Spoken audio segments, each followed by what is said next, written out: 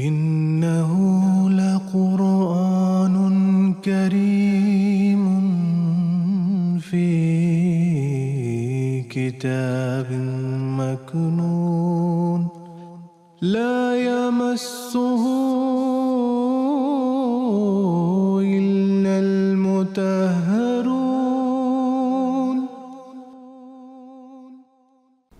اعوذ باللہ من الشیطان الرجیم بسم اللہ الرحمن الرحیم۔ ناظرین کرام السلام علیکم ورحمۃ اللہ وبرکاتہ۔ ناظرین کرام، تفسیر کبیر سے درس کی سیریز کا ایک اور ایپیسوڈ لے کر ہم آپ کی خدمت میں ایک بار پھر حاضر ہیں۔ حسب سابق اس پروگرام میں بھی میرے ساتھ شریک ہیں محترم مولانا عطاء المجیب لون صاحب۔ محترم مولانا صاحب کا پروگرام میں خیر مقدم ہے۔ گزشتہ پروگرام میں یخادعون اللہ والذین آمنوا وما یخدعون الا انفسهم وما یشعرون، اس آیت کی تشریح کرتے ہوئے حضرت مسلم رضی اللہ تعالیٰ عنہ اس بات کو اٹھا رہے ہیں کہ کیا خدا تعالیٰ کو دھوکہ دیا جا سکتا ہے۔ تو اس ضمن میں حضور مزید فرماتے ہیں، غرض اس آیت سے ہرگز مطلب نہیں نکلتا کہ اللہ تعالیٰ کو کوئی دھوکہ دے سکتا ہے۔ یہ تعلیم تو قرآن کریم کی صریح آیات کے خلاف ہے، اور محض عناد سے ایسا خیال کیا، اور محض عناد یعنی دشمنی سے ایسا خیال اس آیت کے متعلق کر لیا گیا ہے۔ ورنہ قرآن کریم کے روح سے تو اللہ تعالیٰ ہر پوشیدہ سے پوشیدہ بات کو جانتا ہے، اور اس تعلیم کی موجودگی میں یہ کہنا کہ قرآن کریم کی تعلیم کے مطابق اللہ تعالیٰ کو دھوکہ دیا جا سکتا ہے ایک ظلم عظیم ہے۔ قرآن کریم میں اللہ تعالیٰ فرماتا ہے، لَقَدْ خَلَقْنَا الْإِنسَانَ وَنَعْلَمُ مَا تُوَسْوِسُ بِهِ نَفْسُهُ وَنَحْنُ أَقْرَبُ إِلَيْهِ مِنْ حَبْلِ الْوَرِيدِ، سورہ قاف، کہ ہم نے انسان کو پیدا کیا اور ہم اس کے دلی خیالات تک سے واقف ہیں، اور ہم اس کی شہرت سے بھی اس سے زیادہ قریب ہیں۔ اور فرماتا ہے إِنَّهُ عَلِيمٌ بِذَاتِ الصُّدُورِ، کہ اللہ تعالیٰ سینوں تک کی باتوں سے واقف ہے۔ اور فرماتا ہے عالم الغیب لا یعزب عنہ مثقال ذرۃ فی السماوات ولا فی الارض ولا اصغر من ذلک ولا اکبر الا فی کتاب مبین، سورہ سبا، کہ اللہ تعالیٰ عالم الغیب ہے، اور ذرہ بر آسمان و زمین کی چیزوں میں سے اسے پوشیدہ نہیں ہے، اور ذرہ سے چھوٹی اور ذرہ سے بڑی جتنی بھی چیزیں ہیں سب اس کو معلوم ہیں۔ اور فرماتا ہے علم تر ان اللہ یعلم ما فی السماوات وما فی الارض ما یکون من نجوى ثلاثۃ الا هو رابعهم ولا خمسۃ الا هو سادسهم ولا ادنى من ذلك ولا اکثر الا هو معهم اینما كانوا ثم ينبئهم بما عملوا یوم القیامہ ان اللہ بكل شیء علیم، سورہ مجادلہ، کہ کیا تم کو معلوم نہیں کہ جو کچھ آسمانوں میں ہے اور جو کچھ زمین میں ہے خدا کو سب معلوم ہے۔ کسی تین شخصوں کا مشورہ نہیں ہوتا مگر وہ ان میں چوتھا ہوتا ہے، اور نہ کہیں پانچ کا گروہ ان میں چھٹا ہوتا ہے، اور نہ اس سے کم یا زیادہ، مگر وہ جہاں ہوں خدا ان کے ساتھ ضرور ہوتا ہے۔ پھر جو کام یہ کرتے ہیں قیامت کے دن ایک ایک کر کے ان کو بتایا جائے گا، بے شک خدا ہر چیز سے واقف ہے۔ پھر فرماتا یعلم خائنۃ الاعین وما تخفی الصدور، وہ آنکھوں کی خیانت کو بھی جانتا ہے اور باتیں جو سینوں میں پوشیدہ ہیں ان کو بھی۔ قرآن کریم کی ایسی تعلیم کی موجودگی میں کسی کا یہ کہنا کہ مسلمانوں کا خدا دھوکہ میں آ جاتا ہے یا اس پر کسی شخص کا داؤ فریب چل جاتا ہے، ایک صریح ظلم ہے۔ خلاصہ یہ کہ یخادعون اللہ کے معنی اس جگہ میں یہ ہیں کہ خدا تعالیٰ سے ایسا معاملہ کرتے ہیں جو دھوکہ کے مشابہ ہے۔ نمبر 2، وہ خدا تعالیٰ کو دھوکہ دینا چاہتے ہیں حالانکہ وہ دھوکہ میں نہیں آ سکتا۔ نمبر 3، وہ خدا تعالیٰ سے دھوکہ کا معاملہ کرتے ہیں اس لیے خدا تعالیٰ ان کے غیر مخلصانہ افعال کی سزا دے گا۔ نمبر 4، وہ خدا تعالیٰ کو چھوڑ رہے ہیں۔ نمبر 5، حل لغات میں ایک اور محاورہ بھی لکھا گیا ہے کہ عرب کہتے ہیں سوقن خادعتن، بازار دھوکہ دے رہا ہے، اور اس کا مطلب یہ ہوتا ہے کہ منڈی کے بھاؤ ایک رنگ میں نہیں چل رہے بلکہ کبھی یکدم بڑھ جاتے ہیں اور کبھی یکدم گھٹ جاتے ہیں۔ ان معنوں کے روح سے اس آیت کے یہ معنی ہوگے کہ منافقوں کا معاملہ خدا تعالیٰ سے اخلاص کا نہیں ہے، کبھی وہ مومنوں کے روب میں آ کر اچھے کام کرنے لگ جاتے ہیں اور کبھی کفار کے زیر اثر نیچے دین کی مخالفت شروع کر دیتے ہیں۔ نمبر 6 حضور فرماتے ہیں ایک معنی خداع کے فساد کے بھی حل لغات میں لکھے جا چکے ہیں۔ ان معنوں کے روح سے اس کے یہ معنی ہوں گے کہ وہ خدا تعالیٰ سے فساد کا معاملہ کرتے ہیں، یعنی ان کے کاموں میں اخلاص نہیں ہے۔ آگے حضور رضی اللہ تعالیٰ عنہ نے ایک اور معنی 7ویں معنی یہ بیان فرمائے کہ اللہ تعالیٰ سے دھوکہ دینے سے مراد اللہ تعالیٰ کے رسول یا مومنین کو دھوکہ دینا بھی ہو سکتا ہے۔ چنانچہ حضور فرماتے ہیں ایک معنی اس کے یہ بھی ہو سکتے ہیں کہ اللہ تعالیٰ سے دھوکہ کرنے سے مراد یہ ہو کہ وہ خدا تعالیٰ کے رسول اور مومنوں سے دھوکے کا معاملہ کرتے ہیں۔ چنانچہ اس قسم کا محاورہ قرآن کریم میں کئی جگہ استعمال ہوا ہے، جیسے کہ فرمایا ان الذین یبایعونک انما یبایعون اللہ ید اللہ فوق ایدیہم، سورہ فتح۔ یعنی جو لوگ تیری بیعت کرتے ہیں وہ در حقیقت اللہ تعالیٰ کی بیعت کرتے ہیں، بیعت کے وقت خدا تعالیٰ کا ہاتھ ان کے ہاتھوں پر ہوتا ہے۔ اس آیت میں رسول کی بیعت کو خدا تعالیٰ کی بیعت قرار دیا ہے۔ اسی طرح ایک دوسری جگہ فرماتا ہے فَإِنَّهُمْ لَا يُكَذِّبُونَكَ وَلَكِنَّ الظَّالِمِينَ بِآيَاتِ اللَّهِ يَجْحَدُونَ، سورہ انعام۔ کیونکہ وہ تیری تکذیب نہیں کرتے بلکہ ظالم اللہ تعالیٰ کے نشانات کی تکذیب کرتے ہیں۔ ان دونوں آیات میں رسول کے ساتھ ہونے والے ایک فعل کو اللہ تعالیٰ کی طرف منسوب کیا گیا ہے۔ اسی طرح آیت زیر بحث میں رسول سے ہونے والے ایک فعل کو اللہ تعالیٰ کی طرف منسوب کر دیا گیا ہے۔ ایک حدیث قدسی میں بھی اس طریق کلام کو استعمال کیا گیا ہے۔ آگے حضور نے اس حدیث کے الفاظ بیان فرمایا، لمبی حدیث ہے، میں ترجمہ پیش کرتا ہوں۔ یعنی حضرت ابو ہریرہ رضی اللہ عنہ روایت کرتے ہیں کہ حضرت صلی اللہ علیہ وسلم فرماتے تھے کہ اللہ تعالیٰ قیامت کے دن فرمائے گا اے آدم کے بیٹے میں بیمار ہوا اور تو نے میری عیادت نہیں کی۔ وہ کہے گا اے میرے رب تیری عیادت کس طرح کر سکتا ہوں حالانکہ تو رب العالمین ہے۔ اللہ تعالیٰ فرمائے گا کیا تجھے یہ علم نہیں ہوا تھا کہ میرا فلاں بندہ بیمار ہے مگر تو نے اس کی عیادت نہیں کی؟ کیا تجھے یہ معلوم نہیں کہ اگر تو میرے اس بندے کی عیادت کو جاتا تو مجھے اس کے پاس پاتا؟ پھر خدا فرمائے گا اے ابن آدم میں نے تجھ سے کھانا مانگا مگر تو نے مجھے کھانا نہیں دیا۔ وہ کہے گا اے میرے رب میں تجھے کس طرح کھانا کھلا سکتا ہوں حالانکہ تو رب العالمین ہے؟ خدا فرمائے گا کیا تجھے یہ علم نہیں ہوا تھا کہ میرے فلاں بندے نے تجھ سے کھانا مانگا تھا مگر تو نے اسے کھانا نہیں دیا؟ کیا تجھے معلوم نہیں کہ اگر تو اسے کھانا کھلا دیتا تو اسے میرے پاس پاتا؟ اے ابن آدم میں نے تجھ سے پانی مانگا مگر تو نے مجھے پانی نہیں پلایا۔ وہ کہے گا اے میرے رب میں تجھے کس طرح پانی پلا سکتا ہوں حالانکہ تو رب العالمین ہے؟ خدا فرمائے گا تجھ سے میرے فلاں بندے نے پانی مانگا تھا مگر تو نے اسے پانی نہیں پلایا۔ اگر تو اسے پانی پلا دیتا تو اسے میرے پاس پاتا، یعنی تیرا یہ پانی پلانا مجھے پہنچتا۔ اس حدیث سے ظاہر ہے کہ اللہ تعالیٰ نے اپنے بندوں سے معاملہ کو اپنے ساتھ معاملہ قرار دیتا ہے۔ اس حدیث سے ظاہر ہے کہ اللہ تعالیٰ اپنے بندوں سے معاملہ کو اپنے ساتھ معاملہ قرار دیتا ہے۔ پس جس طرح بندوں کو کھانا نہ کھلانا خدا تعالیٰ کو کھانا نہ کھلانا، اور بندوں کی عادت نہ کرنے کے معنی خدا تعالیٰ کی عادت نہ کرنا، اور بندوں کو پانی نہ پلانا خدا تعالیٰ کو پانی نہ پلانا ہو سکتے ہیں، اسی طرح اس کے بندوں کو دھوکہ دینا خدا کو دھوکہ دینا کہلا سکتا ہے۔ اسی طرح کلام کو انجیل میں بھی استعمال کیا گیا ہے۔ اس طریقے کلام کو حضور فرماتے ہیں اس طریقے کلام کو انجیل میں بھی استعمال کیا گیا ہے۔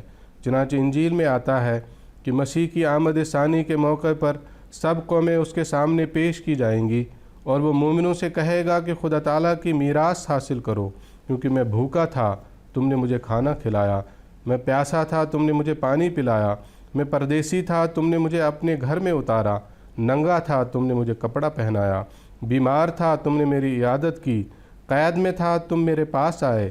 اس وقت راست باز اسے جواب میں کہیں گے اے خداوند کب ہم نے تجھے بھوکا دیکھا اور کھانا کھلایا، یا پیاسا دیکھا اور پانی پلایا؟ کب ہم نے تجھے پردیسی دیکھا اور اپنے گھر میں اتارا، یا ننگا دیکھا اور کپڑا پہنایا؟ ہم کب تجھے بیمار یا قیدی دیکھ کر تجھ پاس آئے؟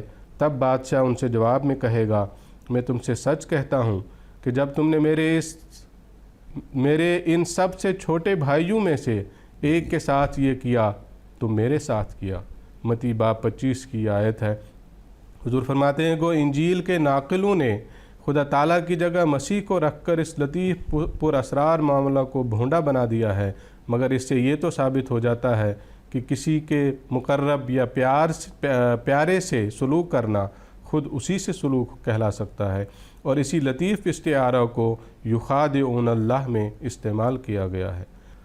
وما یخدعون الا انفسہم میں اس حقیقت کو ظاہر کیا گیا ہے کہ منافقوں کے غیر مخلصانہ افعال خود ان کے لیے وبال بن جائیں گے، کیونکہ جو شخص دھوکے سے کام لیتا ہے آخر اس کا وبال اسی پر پڑتا ہے، اور وہ دنیا اور آخرت میں ذلیل ہوتا ہے۔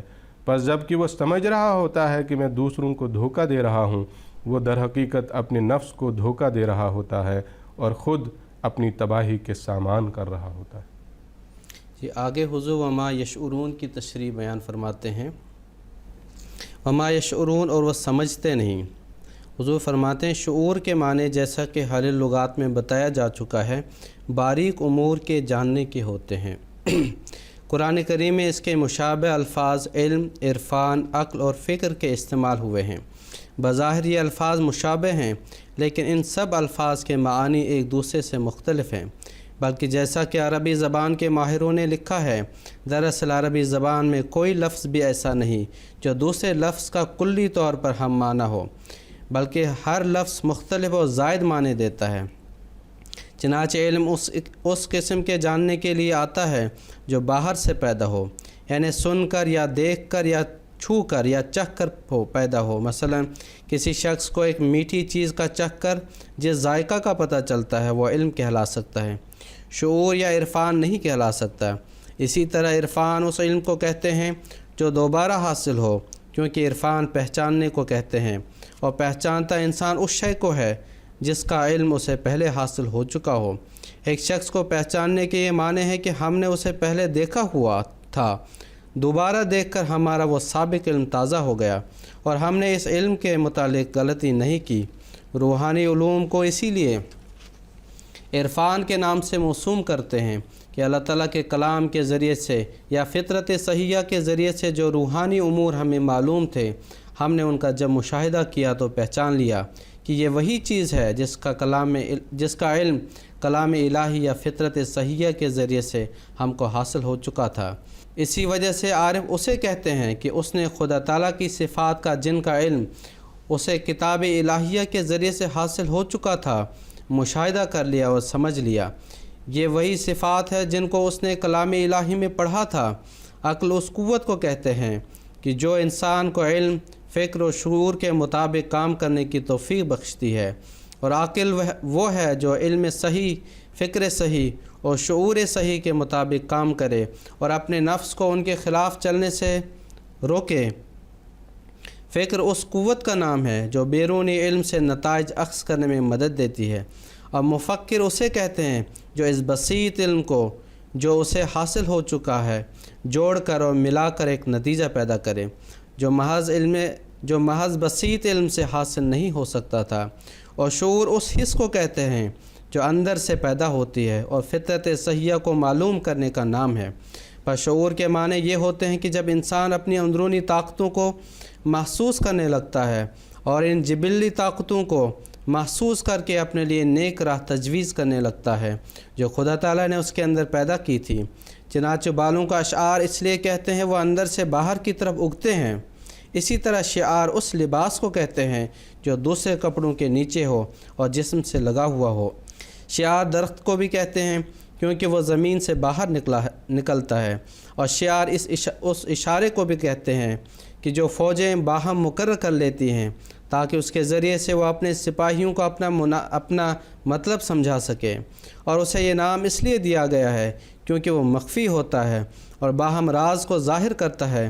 اسے انگریزی میں پاس ورڈ اور واچ ورڈ بھی کہتے ہیں۔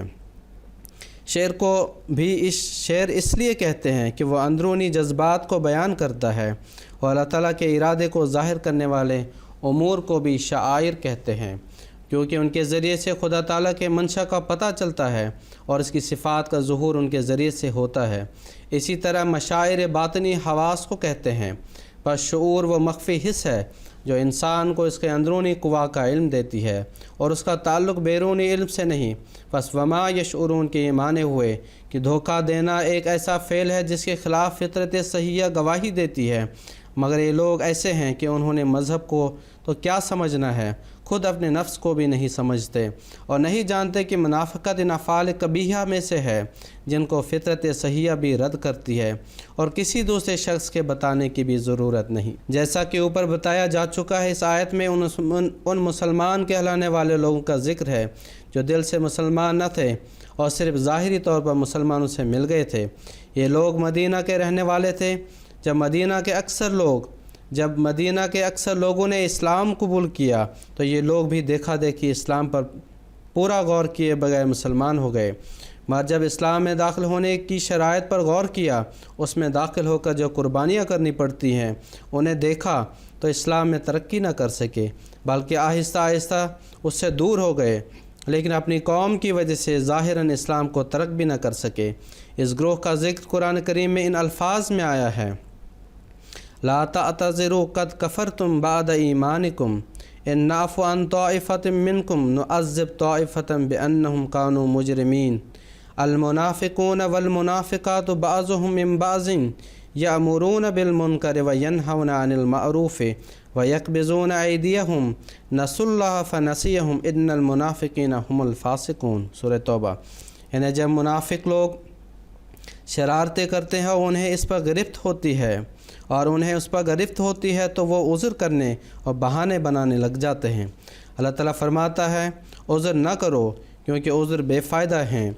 حقیقت یہ ہے کہ تم پہلے تو رسماً ایمان لے آئے تھے، بعد میں پھر کفر میں چلے گئے۔ اگر ہم تم میں سے بعض کو اپنی خاص مصالحے کے ماتحت معاف کرتے رہیں گے تو بعض کو حسب مواقع سزا بھی دیتے رہیں گے، کیونکہ وہ مجرم ہیں۔ منافق مرد بھی اور منافق عورتیں بھی آپس میں ایک دوسرے سے تعلق رکھتے ہیں، اور ان کا شغل یہ ہے کہ جن امور سے اسلام روکتا ہے وہ ان کے کرنے کی ایک دوسرے کو تلقین کرتے ہیں، اور جن باتوں کو اسلام تحریک کرتا ہے وہ ان کے نہ کرنے کی ایک دوسرے کو ہدایت کرتے رہتے ہیں اور اسلام کی مدد سے ہاتھ کھینچتے رہتے ہیں۔ اور خدا تعالیٰ کو انہوں نے چھوڑ دیا ہے، پس خدا تعالیٰ نے ان کو چھوڑ دیا ہے۔ یقیناً منافق ہی اطاعت سے باہر نکلنے والے ہیں، ورنہ اللہ تعالیٰ کسی بندہ کو آپ نہیں چھوڑتا۔ جی، آگے حضور رضی اللہ تعالیٰ عنہ نے انہی منافقین کا مزید ذکر کیا ہے اور یہ گروہ پیدا ہونے کے تاریخی پس منظر کی طرف اشارہ کیا ہے اور روشنی ڈالی ہے اس تعلق سے۔ چنانچہ حضور فرماتے ہیں ان آیات سے ظاہر ہے کہ یہ لوگ پہلے تو اسلام میں داخل ہو گئے تھے، پھر بعد میں ان کے دلوں سے اسلام نکل گیا۔ اس گروہ میں کچھ مرد بھی شامل تھے اور کچھ عورتیں بھی۔ یہ لوگ اسلام پر اعتراض کرتے رہتے تھے لیکن کھلی مخالفت کی جرأت بھی نہ رکھتے تھے، پوشیدہ مخالفت کرتے تھے۔ جب اسلام کی مدد کا وقت آتا پیچھے ہٹ جاتے تھے اور اللہ تعالیٰ کی محبت ان کے دل میں نہ تھی، دنیا کی محبت میں مبتلا تھے، اس لیے خدا تعالیٰ کی نصرت بھی جاتی رہی تھی۔ اصل بات یہ ہے کہ جب مدینہ والوں کو اسلام کی خبر ہوئی اور ایک حج کے موقع پر کچھ اہل مدینہ رسول کریم صلی اللہ علیہ وسلم سے ملے اور آپ کی صداقت کے قائل ہو گئے تو انہوں نے واپس جا کر اپنی قوم سے ذکر کیا کہ جس رسول کی آمد کا مدینہ میں رہنے والے یہودی ذکر کیا کرتے تھے وہ مکہ میں پیدا ہو گیا ہے۔ اس پر ان کے دلوں میں رسول کریم کی طرف رغبت پیدا ہو گئی اور انہوں نے دوسرے حج پر ایک وفد بنا کر آپ کی طرف بھجوایا۔ اس وفد نے جب آپ سے تبادلہ خیالات کیا تو آپ پر ایمان لے آیا اور آپ کی بیعت کر لی۔ چونکہ اس وقت مکہ میں آپ کی شدید مخالفت تھی، یہ ملاقات ایک وادی میں مکہ والوں کی نظروں سے پوشیدہ ہوئی اور وہیں بیعت بھی ہوئی، اس لیے اسے بیعت عقبہ کہتے ہیں۔ رسول کریم صلی اللہ علیہ وسلم نے ان لوگوں کو مدینہ کے مومنوں کی تنظیم کے لیے افسر مقرر کیا اور اسلام کی اشاعت کی تاکید کی اور ان کی امداد کے لیے اپنے ایک نوجوان صحابی مصعب ابن عمیر کو بھجوایا تاکہ وہ وہاں کے مسلمانوں کو دین سکھائیں۔ سیرت ابن حشام کے حوالے سے یہ بات بیان ہوئی ہے۔ آگے حضور فرماتے ہیں یہ لوگ جاتے ہوئے حضرت صلی اللہ علیہ وسلم کو یہ دعوت بھی دے گئے کہ اگر مکہ چھوڑنا پڑے تو آپ مدینہ تشریف لے چلیں۔ جب یہ لوگ واپس گئے تو تھوڑے ہی عرصہ میں مدینہ کے لوگوں میں اسلام پھیل گیا اور رسول کریم صلی اللہ علیہ وسلم نے کچھ اور صحابہ کو مدینہ بھجوا دیا۔ جن میں حضرت عمر رضی اللہ عنہ بھی تھے۔ اس کے بعد ہجرت کا حکم ملنے پر آپ خود وہاں تشریف لے گئے اور آپ کے جاتے ہی بہت تھوڑے عرصہ میں وہ سب اہل مدینہ جو مشرک تھے مسلمان ہو گئے۔ اسلام کے مدینہ میں پھیلنے سے پہلے مدینہ کی یہ حالت تھی کہ اس میں 2 عرب قبیلے بستے تھے جن کا نام اوس اور خزرج تھا، اور 3 یہودی قبیلے بستے تھے جن کا نام بنو قریظہ، بنو نذیر اور بنو قینقاع تھا۔ یہودی کو مالدار تھے اور علوم دنیاوی سے آراستہ، لیکن تھے اقلیت میں، اور ارد گرد کی عرب آبادی کو ملا کر اور بھی کمزور ہو جاتے تھے۔ اس وجہ سے انہوں نے مدینہ میں دنیاوی سیاست کا جال پھیلا رکھا تھا اور اختلاف پیدا کر اور حکومت کر کی سیاسی چال پر عمل پیرا تھے۔ آئے دن اوس اور خزرج میں لڑائیاں کرواتے تھے اور مدینہ کے امن کو خراب کرتے رہتے تھے۔ اسلام کے مدینہ میں آنے کے قریب زمانہ میں مدینہ کے لوگوں کو اس حالت کا احساس پیدا ہوا اور انہوں نے اپنی حالت پر غور کرنا شروع کیا۔ آخر بعض لوگوں نے یہ تجویز کی کہ اس فتنہ کے سدباب کی ایک ہی صورت ہے، اور وہ یہ کہ مدینہ میں ایک منظم حکومت قائم کی جائے اور اپنے میں سے کسی شخص کو بادشاہ تجویز کر لیا جائے۔ یہ خیال زور پکڑ گیا اور مدینہ کے مشرک لوگ ایک بادشاہ کے انتخاب پر متفق ہو گئے۔ آخر ایک شخص عبداللہ ابن ابی ابن سلول پر، جو خزرج قبیلہ کا ایک رئیس تھا، سب کا اتفاق ہوا۔ عام رواج کے مطابق اس کے لیے ایک تاج بنوانے کا بھی فیصلہ ہوا، مگر ابھی تاج بنوانے کی تیاری ہو ہی رہی تھی کہ ان تک اسلام کی آواز پہنچ گئی اور انہوں نے محسوس کیا کہ ان کی مشکلات کا علاج اسلام ہے نہ کہ بادشاہت، اور وہ جیسا کہ اوپر لکھا جا چکا ہے آخرکار مسلمان ہو گئے۔ قوم کا شدید اخلاص اسلام کی طرف دیکھ کر عبداللہ ابن ابی ابن سلول اور اس کے ساتھی بھی اس کا مقابلہ نہ کر سکے، اور اس وقت یہ خیال نہیں آیا کہ اسلام کی حکومت کے قیام سے ان کی حکومت بالکل جاتی رہے گی۔ لیکن جب اسلامی نظام قائم ہوا تو ان لوگوں کی سمجھ میں یہ بات آئی کہ کسی خاص دنیاوی وقار کی تمنا ایک خواب پریشان ہو چکی ہے۔ چنانچہ اس احساس کے بعد جو خفیف سا لگاؤ بھی اسلام سے تھا جاتا رہا اور اسلام کی مخالفت دل میں پیدا ہو گئی، مگر ادھر قوم کی بڑی اکثریت اسلام کی شیدا ہو چکی تھی۔ اس وجہ سے ظاہر میں یہ لوگ اسلام سے باہر بھی نہ نکل سکتے تھے۔ نتیجہ یہ ہوا کہ ظاہر میں تو یہ لوگ مسلمان بنے رہے، مگر اندر ہی اندر ریشہ دوانیاں شروع کیں۔ ابتدا میں تو سابق عادت کے مطابق یہود سے مخفی دوستی گانٹھ کر اسلام کو نقصان پہنچانے کی تجویزوں میں مشغول ہوئے اور کفار مکہ سے تعلق پیدا نہ کیا، کیونکہ قومی تعصبات کی وجہ سے وہ ان سے تعلق پیدا کرنے کو پسند نہ کرتے تھے۔ حتیٰ کہ احد کی جنگ کے موقع پر یہ منافقین کفار مکہ کا مقابلہ کرنے کے لیے مسلمانوں کے ساتھ جانے کے لیے تیار ہو گئے تھے، لیکن رسول کریم صلی اللہ علیہ وسلم کے بعض احکام سے ناراض ہو کر راستہ میں سے واپس لوٹ آئے۔ اس کے بعد یہود کی انگیخت کی وجہ سے اور مسلمانوں کی بڑھتی ہوئی طاقت سے متاثر ہو کر انہوں نے اپنے پرانے قومی تعصب کو بھی بلا دیا اور کفار مکہ سے بھی ساز باز شروع کر دی، مگر پھر بھی ظاہری تعلقات کو قائم رکھنے کے لیے ان کے سردار مختلف جنگوں میں رسول کریم صلی اللہ علیہ وسلم کے ساتھ جاتے رہتے تھے، گو ہمیشہ مسلمانوں کو باہم لڑوانے کے منصوبے کرتے رہتے تھے۔ قرآن کریم کے متعدد مقامات پر ان منافقوں کا ذکر آتا ہے۔ ان کی آخری شرارت وہ تھی جو انہوں نے فتح مکہ کے بعد کفار مکہ کی طاقت سے مایوس ہو کر قیصر کی حکومت سے ساز باز کر کے کرنی چاہی۔ اسی کے نتیجہ میں غزوہ تبوک کے لیے حضرت صلی اللہ علیہ وسلم کو جانا پڑا۔ آخر اس میں بھی ان کو مایوسی ہوئی اور شاید اسی صدمہ سے عبداللہ ابن ابی ابن سلول تبوک کے واقعے کے 2 ماہ بعد مر گیا اور اس پارٹی کا ارادہ بکھر گیا، اور کچھ لوگ تو سچے دل سے مسلمانوں میں شامل ہو گئے اور باقی گمنامی میں ہلاک ہو گئے۔ آگے انہی منافقین کے تعلق سے جو آیات ہیں ان کی تشریح کرتے ہوئے حضور فرماتے ہیں فی قلوبہم مرض فزادہم اللہ مرضا ولہم عذاب علیم بما کانوا یکذبون۔ اس آیت کی تفسیر کرتے ہوئے حضور فرماتے ہیں اس آیت میں بما کانوا یکذبون کا ترجمہ ان کے جھوٹ بولنے کے سبب سے کیا گیا ہے۔ اس کی وجہ یہ ہے کہ ما مصدریہ ہے اور اپنے بعد کے فعل کے معنی کو مصدری معنی میں تبدیل کر دیتا ہے۔ اس آیت میں بتایا گیا کہ ان کا فطرت صحیحہ کے مطابق کام نہ کرنا بتاتا ہے کہ ان کے دل مریض ہیں، کیونکہ اگر دل میں مرض نہ ہوتا تو کم سے کم یہ ان باتوں کو تو محسوس کرتے جو فطرت صحیحہ سے پیدا ہوتی ہیں۔ جس طرح صفرا کی ذاتی سے زبان کا مزہ خراب ہو جاتا ہے اور میٹھا بھی کڑوا معلوم ہوتا ہے، اسی طرح جن کے دل مریض ہوں وہ اپنی فطرت کی آواز کو صحیح طور پر نہیں سن سکتے۔ اس آیت میں بیماری سے مراد نفاق کی بیماری ہے۔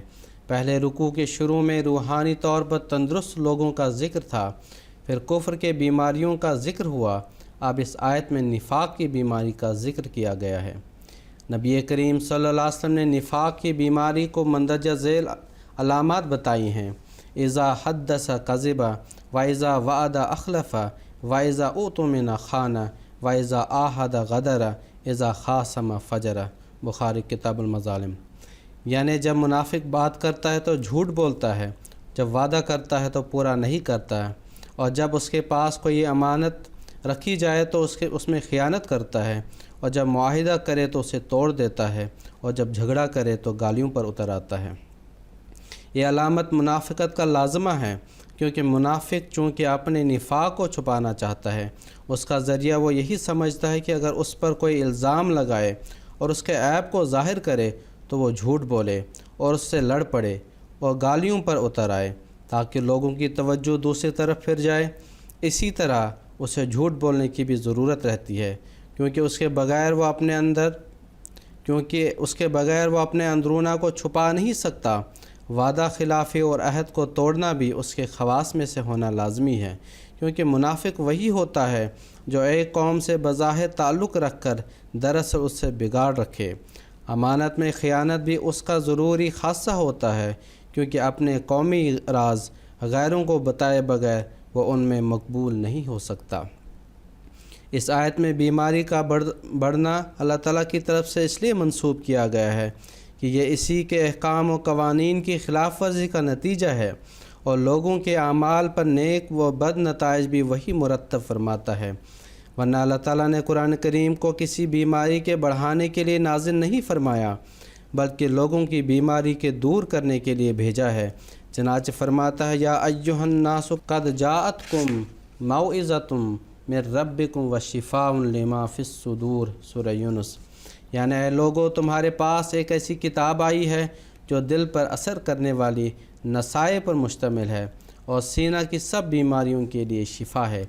یہ مرض جس کا اس آیت میں ذکر ہے قوت فیصلہ کا نہ ہونا، بزدلی اور نفاق ہے، جیسا کہ اللہ تعالیٰ دوسری جگہ قرآن شریف میں فرماتا ہے: فَأَعْقَبَهُمْ نِفَاقًا فِي قُلُوبِهِمْ إِلَى يَوْمِ يَلْقَوْنَهُ بِمَا أَخْلَفُوا اللَّهَ مَا وَعَدُوهُ وَبِمَا كَانُوا يَكْذِبُونَ۔ یعنی اللہ تعالیٰ نے ان کی وعدہ خلافی اور جھوٹ کا یہ انجام دکھایا کہ ان کے دلوں میں نفاق پیدا ہو گیا۔ آگے حضور فرماتے ہیں: اللہ تعالیٰ کے مرض بڑھا دینے سے ایک مراد یہ ہے کہ اللہ تعالیٰ جوں مسلمانوں کو ترقی دیتا ہے ان کی طاقت بڑھاتا گیا، منافقوں کو اپنے دلی عقیدے کے خلاف ان کے ساتھ تعلقات قائم کرنے کی وجہ سے اور زیادہ نفاق سے کام لینا پڑا، حالانکہ دراصل اسلام کی شوکت ان کو ایک آنکھ نہ بھاتی تھی۔ ان تمسسکم حسنۃ تسؤہم، آل عمران۔ اگر تمہیں کوئی آرام پہنچتا ہے تو ان منافقوں کو تکلیف ہوتی ہے۔ دوسرے شریعت اسلامی آہستہ آہستہ نازل ہوئی، پر جو احکام اور مسائل بڑھتے گئے، منافق کا نفاق اور بڑھتا جاتا تھا اور ان کی جان اور گھبراہٹ اور بزدلی میں اضافہ ہوتا جاتا تھا۔ اللہ تعالیٰ فرماتا ہے: فَإِذَا أُنزِلَتْ سُورَةٌ مُحْكَمَةٌ وَذُكِرَ فِيهَا الْقِتَالُ رَأَيْتَ الَّذِينَ فِي قُلُوبِهِمْ مَرَضٌ يَنظُرُونَ إِلَيْكَ نَظْرَ الْمَغْشِيِّ عَلَيْهِ مِنَ الْمَوْتِ فَأَوْلَىٰ لَهُمْ۔ سورہ محمد صلی اللہ علیہ وسلم۔ یعنی جب کوئی محکم آیات نازل ہوتی ہیں اور ان میں لڑائی کا ذکر ہوتا ہے تو تم دیکھتے ہو کہ جن لوگوں کے دلوں میں بیماری ہے وہ تمہاری طرف اس طرح دیکھتے ہیں جیسے کہ کسی پر موت کی غشی طاری ہو۔ پہلی آیات میں کفار کی نسبت فرمایا تھا: وَلَهُمْ عَذَابٌ عَظِيمٌ، ان کے لیے بڑا عذاب ہے۔ اس آیت میں منافقوں کی نسبت فرمایا: وَلَهُمْ عَذَابٌ عَلِيمٌ، یعنی ان کے لیے دردناک عذاب ہے۔ اس فرق کی وجہ یہ ہے کہ کافر کو خواہ کس قدر عذاب ملتا ہو وہ مقابلہ کر کے اپنے دل کا بخار نکال لیتا ہے۔ اس طرح بدلہ لینے سے جو انسان کو تسلی ہوتی ہے وہ اسے حاصل ہو جاتی ہے، مگر منافق بدبخت چونکہ اپنے اندرونہ کو چھپاتا ہے اندر ہی اندر کڑ کڑ کر مرتا ہے۔ اس لیے منافق کی اس حالت کی طرف اشارہ کرنے کے لیے عذاب علیم کے الفاظ استعمال کیے گئے کہ اسے دکھ کے ساتھ جبن کا مزہ بھی چکھنا پڑتا ہے۔ آگے حضور رضی اللہ تعالیٰ عنہ نے اسے اگلی آیت کی تفسیر بیان فرمائی ہے، جس کے الفاظ اس طرح ہیں وَإِذَا قِيلَ لَهُمْ لَا تُفْسِدُوا فِي الْأَرْضِ قَالُوا إِنَّمَا نَحْنُ مُصْلِحُونَ کہ جب ان سے کہا جائے کہ زمین میں فساد نہ کرو تو کہتے ہیں کہ ہم تو صرف اصلاح کرنے والے ہیں۔ اس آیت کی تفسیر کرتے ہوئے حضور رضی اللہ تعالیٰ عنہ فرماتے ہیں عرض کے معنی عربی زبان اور محاورہ کے مطابق ساری زمین کے ہیں، اور اس حصہ زمین کو بھی کہتے ہیں جو کسی چیز کے نیچے آئے، جیسے کہتے ہیں عرض النعل جوتی کے نیچے آنے والا حصہ زمین، اور ہر نیچے کی چیز یا دبے ہوئے وجود کو بھی کہتے ہیں۔ چنانچہ عربی کا محاورہ ہے ان ضربا فارض، یعنی اگر اسے مارا جائے تو وہ عرض ہو جاتا ہے، یعنی بالکل دب جاتا ہے۔ محاورہ زبان میں عرض کے معنی ملک یا زمین کے ٹکڑا کے بھی ہوتے ہیں، چنانچہ کہتے ہیں ارض الشام ارض مصر، یعنی شام کا ملک، مصر کا ملک۔ ہمارے ملک میں بھی زمینداری کی زمین کو اراضی کہتے ہیں۔ اس آیت میں عرض سے مراد ملک یا علاقہ کے ہیں، کیونکہ جن منافقوں کا ذکر ہے ان کے اعمال ساری دنیا پر حاوی نہ تھے بلکہ ملک عرب یا اس کی سرحدوں تک محدود تھے۔ منافقوں کا فساد کئی رنگ میں ظاہر ہوا تھا۔ وہ مہاجرین اور انصار میں فساد ڈلوانے کی کوشش کرتے رہتے تھے اور قومی سوال کو اپنے بد اغراض کو پورا کرنے کے لیے آڑ بناتے رہتے تھے۔ چنانچہ غزوہ بنی مستلق کے موقع پر جب ایک معمولی سی بات پر مہاجرین اور انصار میں کچھ اختلاف پیدا ہو گیا تو عبداللہ ابن ابی ابن سلول نے جو اس وقت ساتھ تھا اس موقع سے فائدہ اٹھاتے ہوئے شور مچا دیا کہ یہ مہاجر باہر سے آ کر ہم پر حکومت کرنا چاہتے ہیں، تم لوگوں نے ان کو سر پر چڑھا رکھا ہے، اگر ان کی مدد نہ کرو تو وہ خود ہی تتر بتر ہو جائیں گے۔ چنانچہ اس قول کا ذکر قرآن کریم میں یوں ہے ہم الذین یقولون لا تنفقوا علی من عند رسول اللہ حتی ینفضوا، سورہ منافقون۔ یہ منافق ہی ہیں جو کہتے ہیں کہ لوگ جو محمد رسول اللہ صلی اللہ علیہ وسلم کے ساتھ جمع ہیں ان پر اپنے روپے نہ خرچ کیا کرو تاکہ یہ تتر بتر ہو جائیں۔ اور جب عبداللہ ابن ابی ابن سلول نے دیکھا کہ انصار جوش میں آ گئے ہیں تو جڑ پر تبر چلانا چاہا، یعنی خود رسول کریم صلی اللہ علیہ وسلم کی ہتک کی اور کہہ دیا لَإِن رَجَعْنَا إِلَى الْمَدِينَةِ لَيُخْرِجَنَّ الْأَعَزُّ مِنْهَا الْأَذَلَّ، سورہ منافقون۔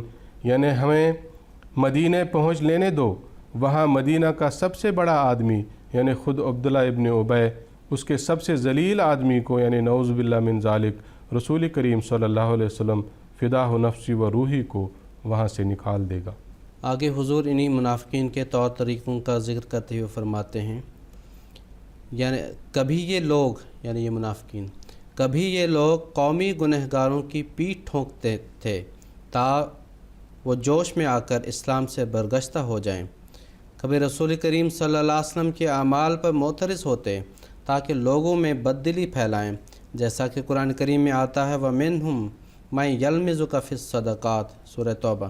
یعنی ان منافقوں میں سے وہ بھی ہیں جو تیری صدقات کی تقسیم پر معترض ہوتے ہیں۔ اس سے ان کی غرض یہ ہوتی تھی کہ جن کو صدقہ میں سے مال نہ ملا ہو ان میں بددلی پیدا ہو۔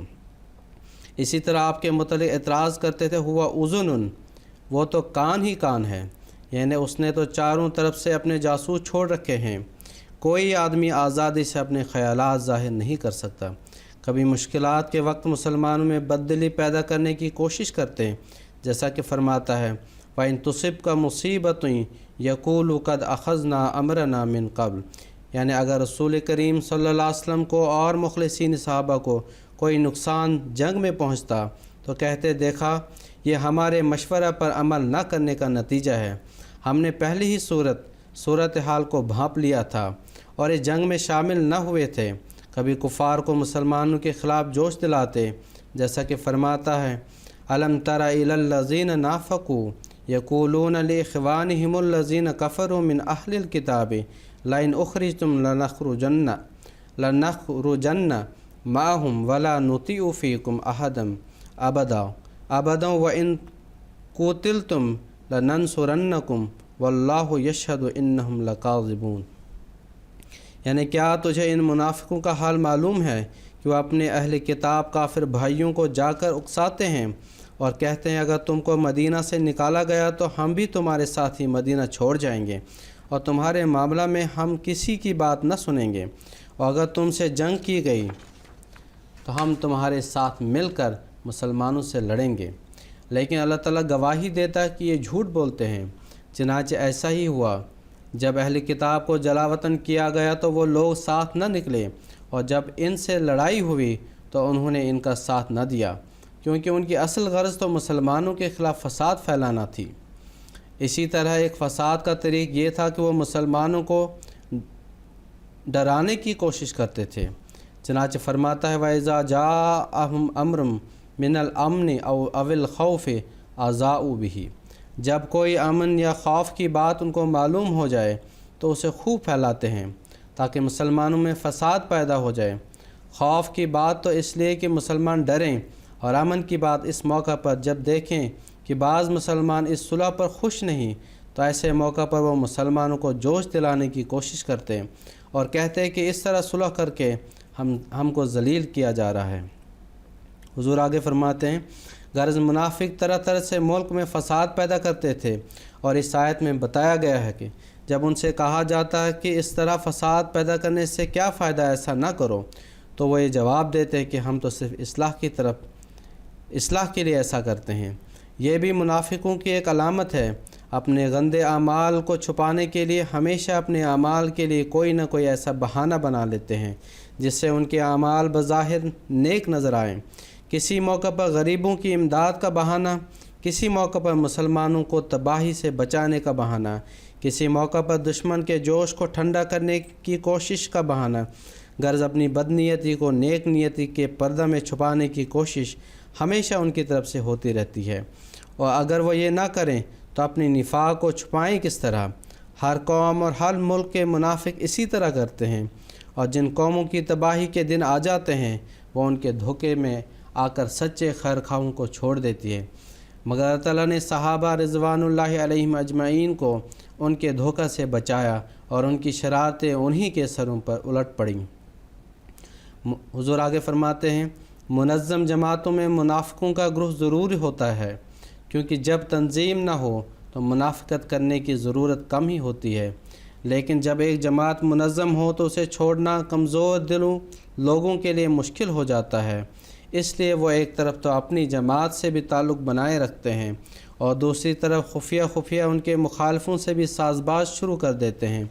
जमात अहमदिया चूँकि एक मुनज़्ज़म जमात है, उसे इस ख़तरा को हमेशा सामने रखना चाहिए।